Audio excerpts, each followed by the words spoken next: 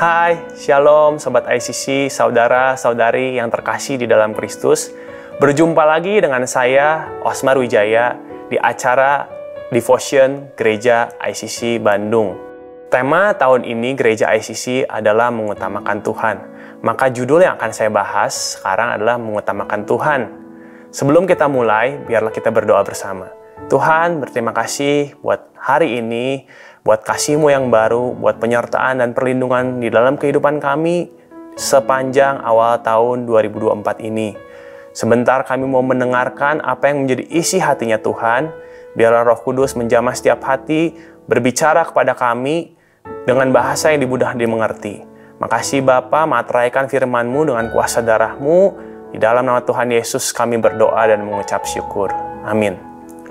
Nggak terasa sekarang kita memasuki bulan Februari 2024. Sebulan sudah berlalu di tahun 2024 ini. Apa kabar semuanya? Saya harap saudara-saudari semua terpelihara baik di dalam kesehatan, baik di dalam keluarga, baik di dalam hubungan finansial dan semuanya baik-baik saja. Sekarang yang jadi pertanyaan bagi kita adalah bagaimana hubungan pribadi kita dengan Bapa kita di surga? Bagaimana hubungan pribadi kita dengan Tuhan sejauh ini?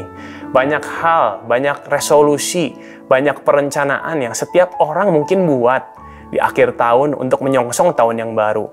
Mungkin di bulan Desember akhir, kita sering refleksi diri, kita sering berpikir apalagi yang bisa kita improve, apalagi yang bisa kita tingkatkan dari diri kita. Baik di dalam pekerjaan, karir kita, usaha kita, keluarga, hubungan, dan segalanya. Nah, kadang, bahkan sering, yang terlupakan adalah kehidupan spiritual kita, hubungan pribadi kita dengan Tuhan. Padahal itu adalah hal yang utama, itu adalah fondasi di dalam kekristenan. Itu adalah hal yang menjadi pokok dan sangat penting di dalam kehidupan kita.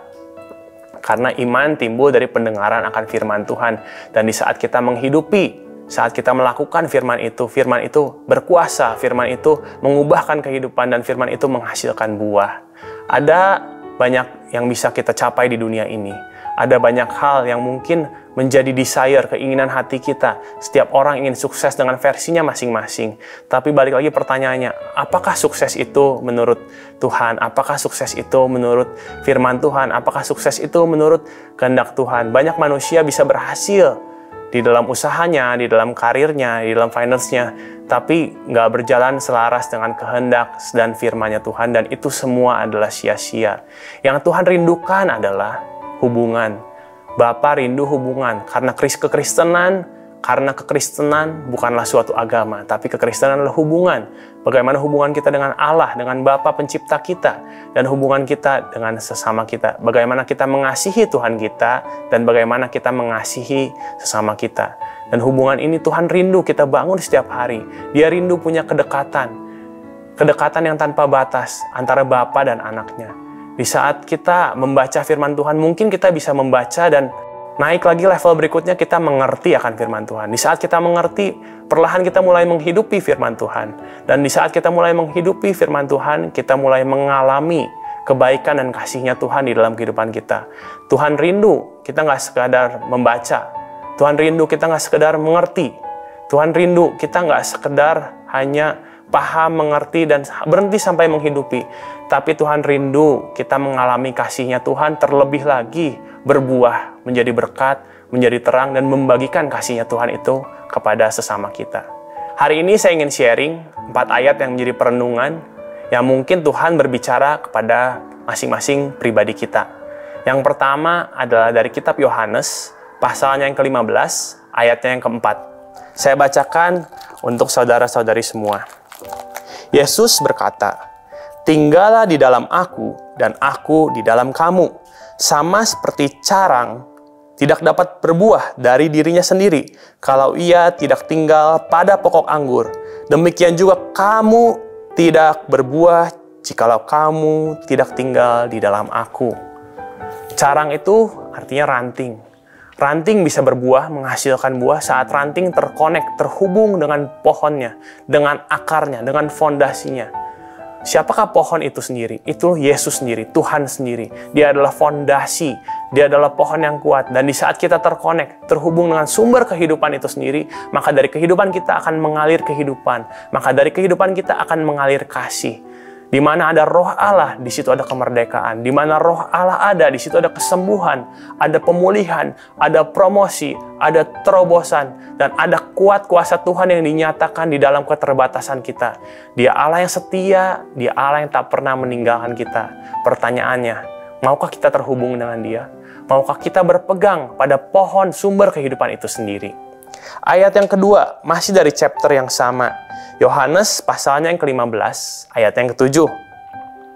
Jikalau kamu tinggal di dalam aku dan firman-Ku tinggal di dalam kamu, mintalah apa yang kamu kehendaki, maka akan diberikan kepadamu. Tuhan mengingatkan, ketika kita tinggal di dalam hadirat-Nya Tuhan, Tuhan berbicara kepada kita. Dia mengungkapkan isi hatinya, Dia rindu sekali untuk punya hubungan pribadi yang sangat dekat dengan kita. Dan saat kita selaras dengan pola pikirnya Tuhan, dengan kehendaknya Tuhan, dengan rencananya Tuhan, dengan rancangan Tuhan, maka apapun yang kita kehendaki, Tuhan berikan karena kita hidup sesuai dengan kehendak dan rancangannya Dia. Dan biarlah Dia sendiri menjadi Allah yang berdaulat, menuntun kehidupan kita. Bukan dengan keinginan daging, bukan dengan kemampuan, logika, akal berpikir kita, tapi dengan kerendahan hati, menghadap masuk dalam hadirat Tuhan, berserah pada Dia, mengetuk pintu hatinya Tuhan, dan izinkan Tuhan berbicara, izinkan Tuhan mengubahkan hati kita, izinkan Tuhan mengubahkan kehidupan kita, masing-masing lepas pribadi. Ayat yang ketiga, ini merupakan ayat yang mungkin setiap orang Kristen hafal, walau dihidupinya sangat sulit. Ini juga menjadi ayat yang menjadi pegangan, ayat pegangan gereja ICC tahun 2024 ini tentang mengutamakan Tuhan. Matius pasal yang ke-6, ayat yang ke-33. Carilah dahulu kerajaan Allah dan kebenarannya, maka semuanya akan ditambahkan kepadamu. Tuhan ingin segala hal di dalam kehidupan kita mencari dahulu kerajaan Allah, apa yang menjadi kehendaknya Tuhan, apa yang menjadi kebenaran firman Tuhan, apa yang menjadi maunya Tuhan atas kehidupan kita. Dan saat kita mengutamakan Tuhan, Tuhan bekerja dengan kuasanya yang tak terbatas, walau kita adalah manusia terbatas. Dia nyatakan kemuliaannya, maka semuanya akan ditambahkan kepadamu. Ayat ini berbicara, Tuhan tambahkan semuanya, bukan sebagian, bukan sedikit, tapi Dia bilang semuanya. Allah kita adalah Allah yang sangat baik. Dia nggak pernah nahan-nahan kebaikan. Dia adalah Allah yang menggenapi setiap rancangan dan janjinya. Pertanyaannya bagi kita semua, maukah kita mengutamakan Tuhan tahun ini? Maukah kita berpegang pada Tuhan, mencari kebenarannya, hidup di dalam kebenarannya, hidup di dalam panggilannya, memenuhi setiap apa yang menjadi desire, apa yang menjadi isi hatinya Tuhan, rancangannya Tuhan atas kita. Ayat terakhir dari kitab Amsal, pasal yang ketiga, ayat yang ke-5 sampai 6. Percayalah kepada Tuhan dengan segenap hatimu dan janganlah bersandar pada pengertianmu sendiri. Akuilah Dia dalam seluruh hidupmu, maka Ia akan meluruskan jalanmu. Tuhan ingin kita percaya itu nggak setengah-setengah. Mungkin beberapa hal kita bisa berserah, surrender sama Dia. Kita bisa percaya, mungkin di bidang relationship, financial, atau pekerjaan, atau karir kita, atau hubungan. Tapi beberapa hal ada yang masih kita pegang dengan tangan kita.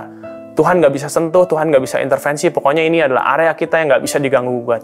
Tuhan ingin kita percaya nggak setengah-setengah, nggak sebagian, tapi di dalam segala hal. Percayalah kepada Tuhan dengan segenap hatimu, dan jangan bersandar pada pengertianmu sendiri. Tuhan ingin kita nggak menggunakan logika hikmat dunia, kepintaran kita, tapi Tuhan ingin kita bersandar pada hikmat yang berasal daripada Tuhan. Dan di ayat yang ke-6, Tuhan berkata, akuilah Dia dalam seluruh hidupmu, maka Ia akan meluruskan jalanmu. Tuhan ingin kita mengakui Tuhan, bahwa Dia adalah Allah yang berdaulat, Allah yang berkuasa, Allah yang memegang kendali penuh di dalam segala jalan kehidupan kita. Maka Dia akan meluruskan jalan kita. Tuhan yang mempertemukan kita dengan orang-orang yang tepat, dengan kairos, dengan waktunya Tuhan, dengan momen yang tepat, di dalam pekerjaan, pelayanan, atau apapun itu. Saat kita mengutamakan Tuhan, bersandar pada hikmatnya Tuhan, dan percaya isi hatinya Tuhan, di situ Dia akan menuntun kita, memimpin kita, dan Roh Kudus yang menguatkan. Sebelum saya selesai, saya tutup dengan quotes. When you don't know what to do, ketika kita nggak tahu apa yang harus kita lakukan. Mungkin ada yang beberapa saudara di sini punya struggle, punya pergumulan, jalan buntu, putus harapan atau apapun itu. Saya ingin mengingatkan kepada saudara semua. Selalu ada hari yang baru, selalu ada harapan di dalam Kristus. When you don't know His way, ketika saudara mungkin nggak ngerti apa jalannya Tuhan, always trust His heart. Percayalah kepada hatinya, percayalah kepada hati Bapa. He is a faithful Abba Father. Dia adalah Allah Bapa yang setia, promise keeper, waymaker. Dia adalah Allah yang menepati janjinya, dan Dia adalah Allah yang sanggup membuat jalan di tengah kebuntuan dan tidak ada jalan. Terima kasih atas kesempatan saudara untuk mendengarkan devotion hari ini. Sebelum kita tutup devotion hari ini, mari kita berdoa. Tuhan, terima kasih untuk firman-Mu yang sudah ditabur di hati kami. Biarlah firman-Mu mengakar dan bertumbuh di hati yang subur. Roh Kudus, berikan kami kekuatan, hikmat, dan tuntunan di dalam kami menjalani setiap hari kami di tahun 2024 ini. Dan biarlah kami punya hubungan yang lebih dekat dengan Engkau. Biar kami bisa mengalami kebaikan-kebaikan Engkau dan membagikan kasih-Mu lebih dan lebih lagi menjadi terang dan berkat buat kemuliaan nama-Mu. Beri kami kekuatan, penyertaan, kasih yang berasal daripada Engkau. Biarlah damai, sejahtera, dan sukacita, berkat daripada Allah Bapa di surga tercurah atas kami dan gereja ICC ini. Berdoa untuk setiap jemaat yang mungkin punya sakit penyakit apapun di dalam tubuhnya. Hamba-Mu berkata, di dalam nama Tuhan Yesus kesembuhan terjadi. Oleh karena bilur-bilur darah Tuhan Yesus, segala sakit penyakit sudah ditanggung dan disembuhkan. Berdoa untuk setiap jemaat yang mungkin sedang mengalami struggle, pergumulan apapun. Aku perkatakan terobosan, aku perkatakan jalan keluar di dalam nama Tuhan Yesus sudah Tuhan sediakan. Dan berdoa untuk setiap hubungan yang retak, setiap hati-hati yang patah, biarlah ada pemulihan, ada jamahan daripada Tuhan, ada kelegaan, ada damai yang berasal daripada Engkau. Makasih Bapa buat semuanya. Materaikan doa kami ke dalam tangan-Mu, kami serahkan seluruhnya ke dalam kehendak-Mu. Di dalam nama Tuhan Yesus Allah yang hidup, kami telah berdoa, berserah diri dan mengucap syukur. Haleluya. Amin. Sampai berjumpa di acara devotion gereja ICC berikutnya. Shalom, Tuhan Yesus memberkati.